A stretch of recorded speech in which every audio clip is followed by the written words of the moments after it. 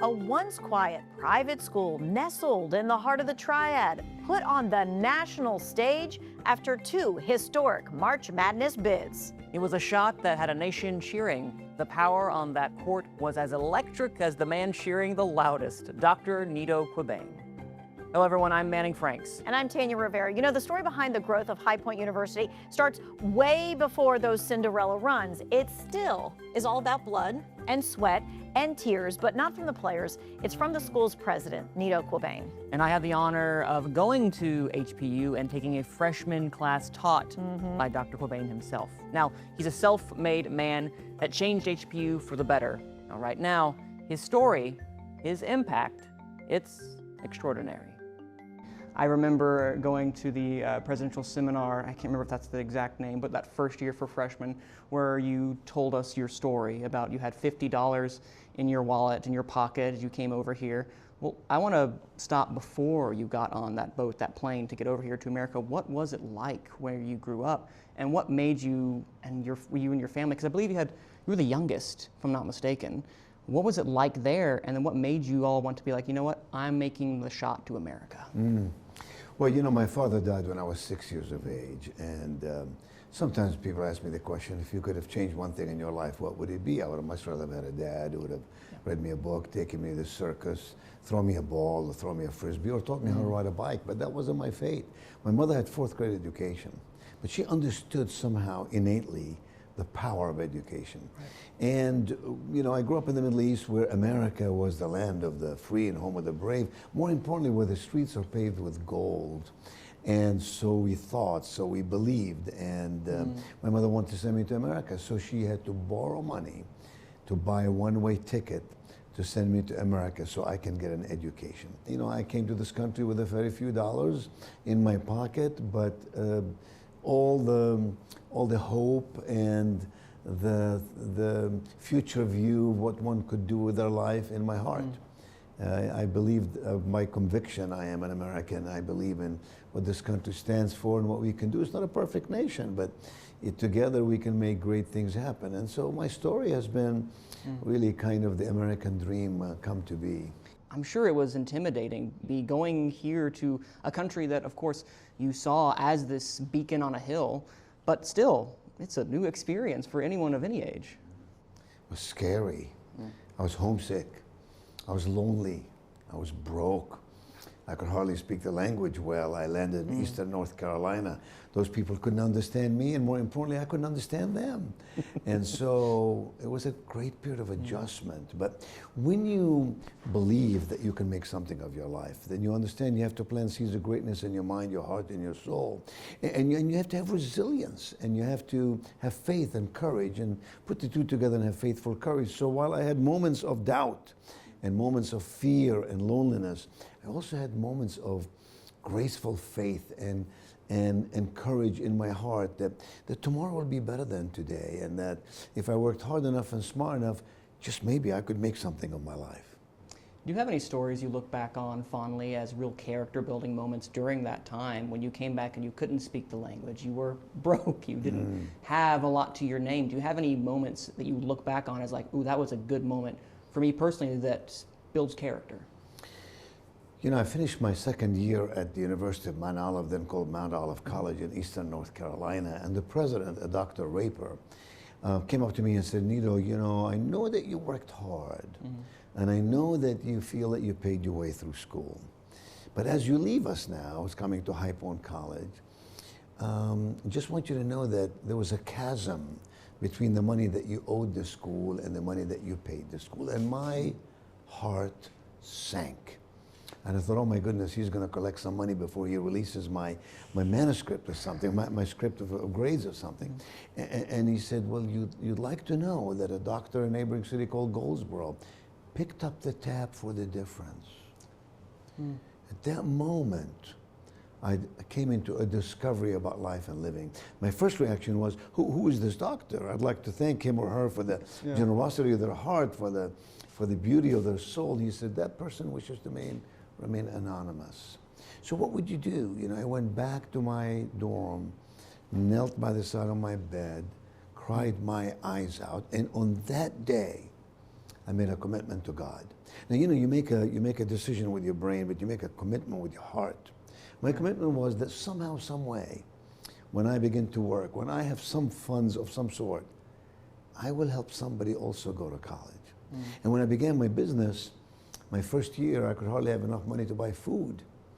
I took the first $500 and started a scholarship. And now, since 1973, we've given 800 scholarships through the Qubein Fund to students from High Point, North Carolina, who can go to any school in North Carolina.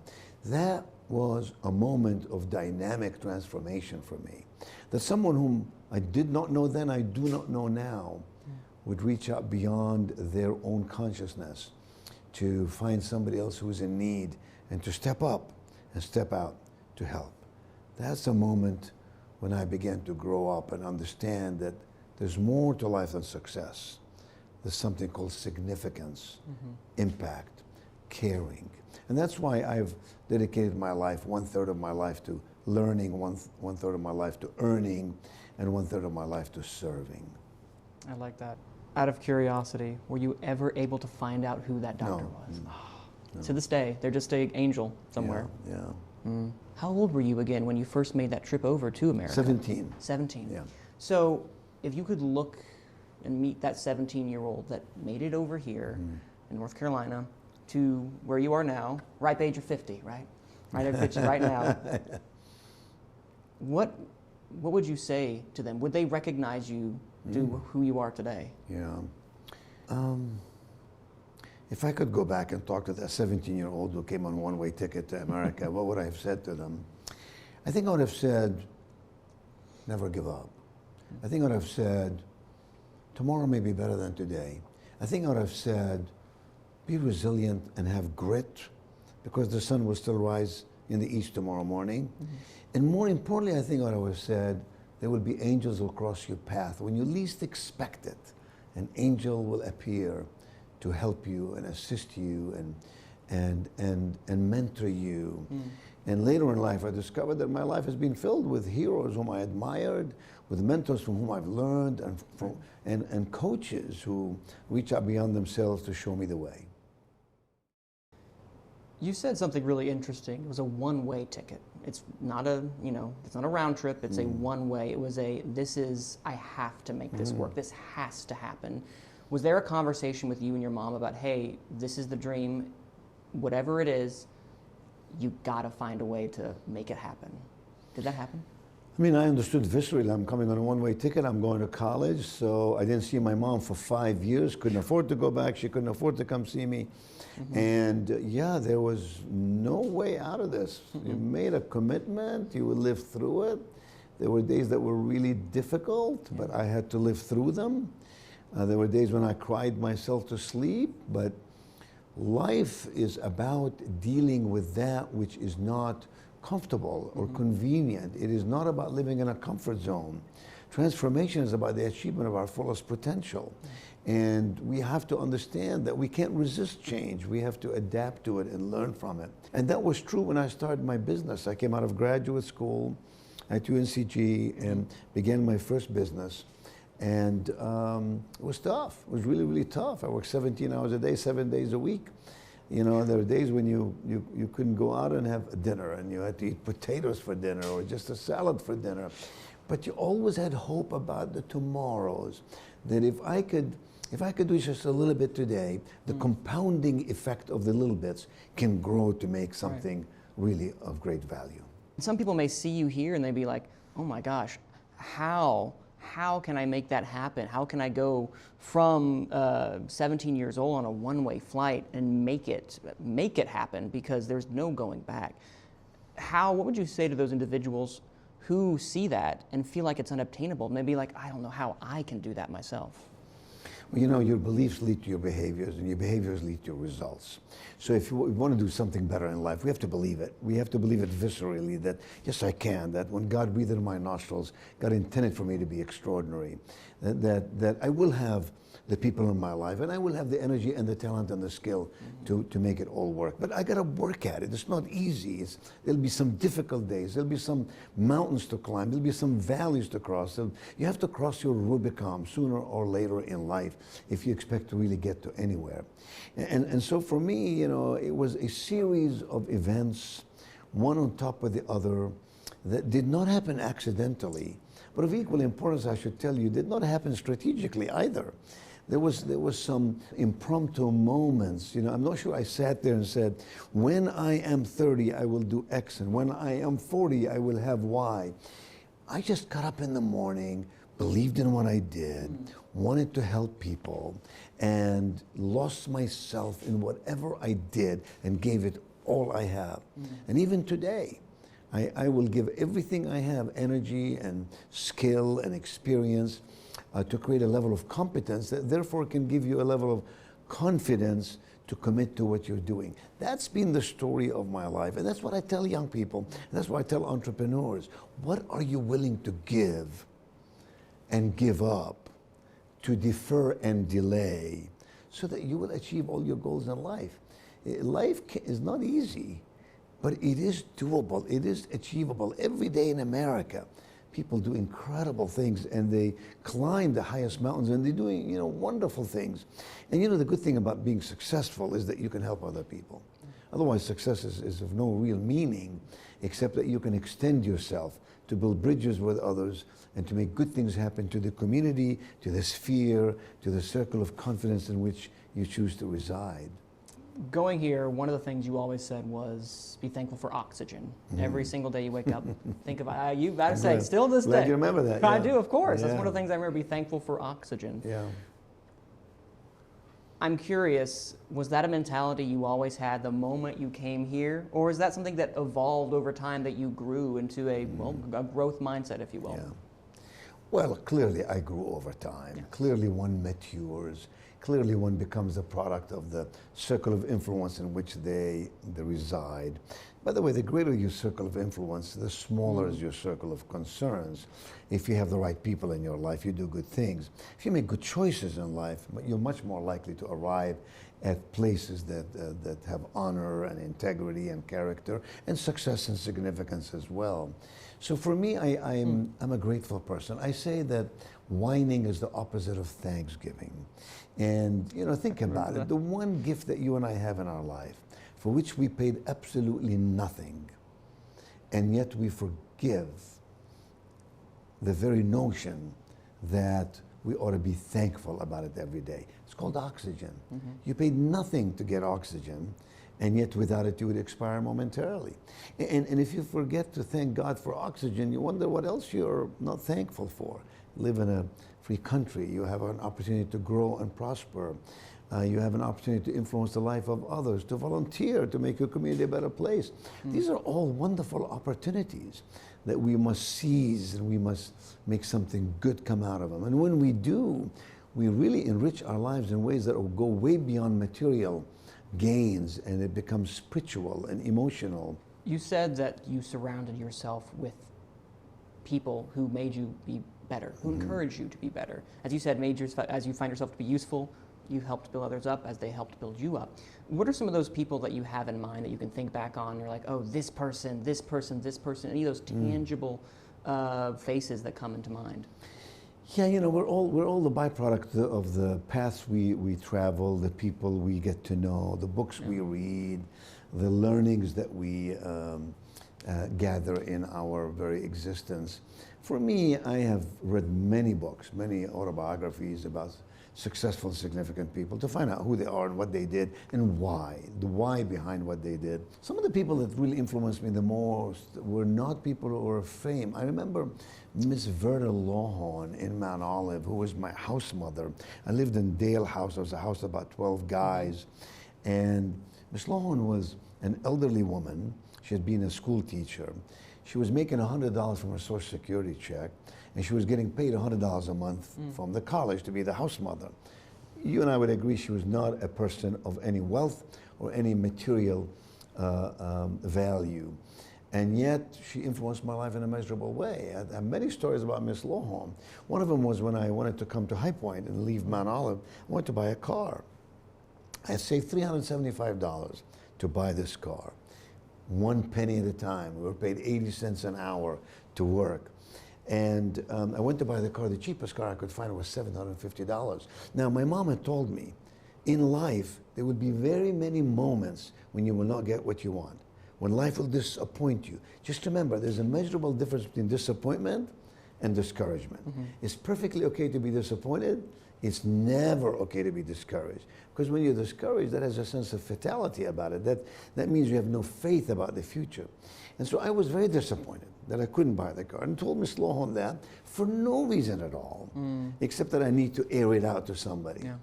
At the end of that month, I get my statement from the bank, and I knew I only had $375. And there in my balance, $750. I can remember standing up on campus thinking to myself, I love this country. The bankers don't know how to add. But then I realized, oh no, wait a minute. Could she? Would she? Did she? This woman making $100 from Social Security and $100 from the college? I'll never forget her words as long as I live. She said, you know, I have decided it's better for me to invest my money in the life of a young man than to park it in a savings account somewhere. That was a moment for growth and transformation. Wow, that exceeds the definition of generosity. So for me, I learned from people like that, many of whom not famous, they have not been written in books, and they have not written books themselves. And yet they've planted seeds in the lives of others in measurable ways, in substantive and substantial ways that give rich fruits for many years to come. And those fruits are not necessarily ones that we will experience as much as they're ones that others will experience because we learned them and we shared them. As we wrap up our talk, I kind of want to also get farther to where we are now at High Point University, going from a businessman to a president. Yeah. What is that leap in your mind of like, I don't know if I can do this, or was this similar to where you were with when you made that one-way trip where you're like, I'm going to have to make it work? Yeah.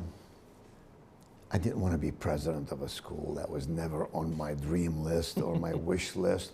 I was the incoming chairman of the board of trustees at High Point University, which was a position of honor for which I was grateful. Right. The school simply was not doing well. This was back in '04. The school had minimal revenues. It was declining in enrollment in a big way. We had 370 students in the freshman class, losing about 20% a year after year. The future looked bleak. We had $120 million in deferred maintenance. And the trustees, frankly, came to me and said, would you please come and help to fix this? And reluctantly, I said, I'll do it for 2 years, you know, to come and just help out. And within a few months, I fell in love. I fell in love with the reason for an institution of higher learning.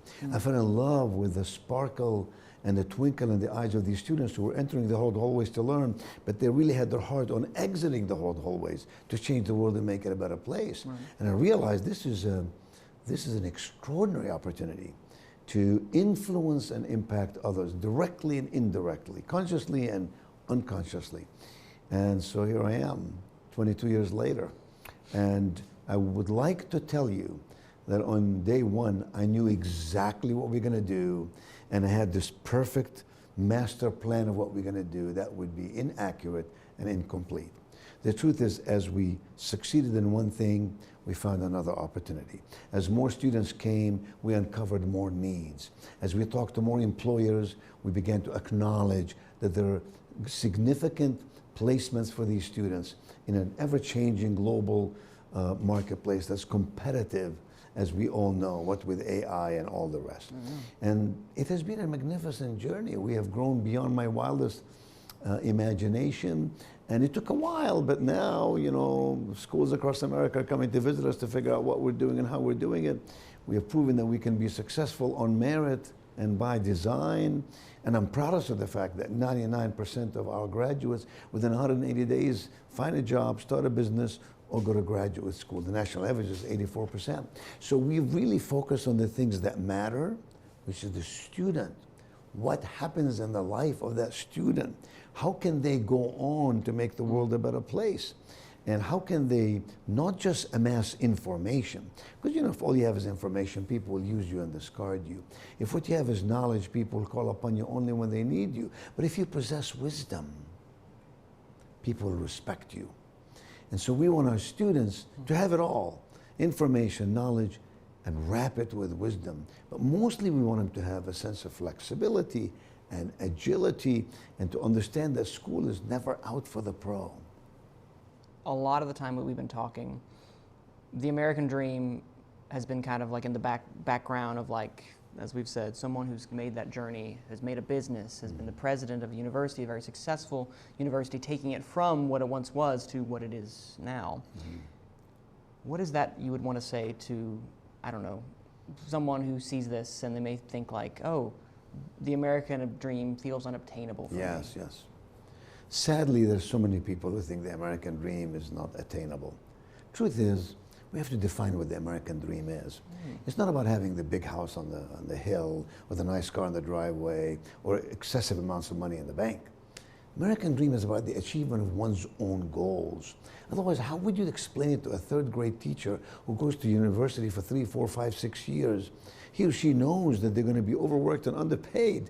You tell them they have not achieved the American dream. Who has the right to make such a claim? So the American dream is about the achievement of one's own goals. An artist simply wants to paint. That's their American dream. You can. Yes, you can. Even in an imperfect society, even in a country with blemishes in its history, the American dream is alive and well. You know, if you ask people to define the word success to you, maybe an entrepreneur would say, it's making a lot of money, you know, becoming a very affluent person and have access to all the resources I need to do whatever it is I dream about.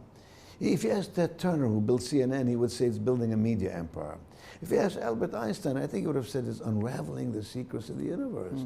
If you ask Mother Teresa, she would have said helping the poor and feeding the hungry in the back alleys of Calcutta and in the back alleys of every continent of the world. Success is defined by each of us, given our own frame of reference and our own potential for the future. And the American dream is that way. It cannot be defined by somebody on Wall Street. It cannot be defined by somebody in Greensboro or High Point or somewhere in Tupelo, Mississippi. It has to be defined in your heart, what it is that you want to do with your life, and why does it matter at all that you occupy space on this earth. You were born for a reason. You were born to be extraordinary. You were born in God's image. What are you going to do with your life? What you do with your life, if it helps others and makes things move onwards and upwards in a positive and meaningful and impactful direction, that, my friend, is the American dream. I want to keep talking to you for another hour or two, but you are a busy man, and so I'll end this button, bring it full circle. Your mother. And the theme that I'm gathering is the generosity of others, the people who pushed you through life. Your mother, you didn't see her for 5 years. I'm sure you called her on the phone. There were chats, even during the missing of her. Not really. In those days, you can't. No. You can't call people on the phone. You have to write letters and so literally letters, and was the only time you were to contact. Wow. So it's, for me, I'm like, oh my gosh, there was no, there was no, no Chat GPT. There was no FaceTime. There was no iPhones. Nothing. There was none of that stuff. Yeah. So, well, then, if that's the case, when you ultimately did see her again, and I don't know when that was, but whenever that was, did she impart anything upon you of like, hey, you've done this. This first step is down? Because I'm sure that she was your biggest cheerleader, if not one of the. Yeah. My mother was always proud of me. And my mother never equated her pride with a quantity of achievement. My mother wanted me to be a person of value. She wanted me to be a person of good character and integrity. She cared deeply that I would do something in my life. On the one hand, I would enjoy. On the other hand, that I would make a practical, pragmatic living too. She wanted security for me, and she understood that a college education is your ticket to a better life. But I'm not sure my mother really understood in the end what I did in my businesses.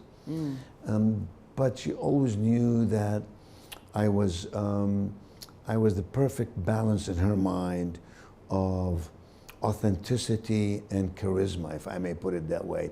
She saw me as an outgoing person who can build bridges of understanding with other people, but she always understood that I was built from the inside out.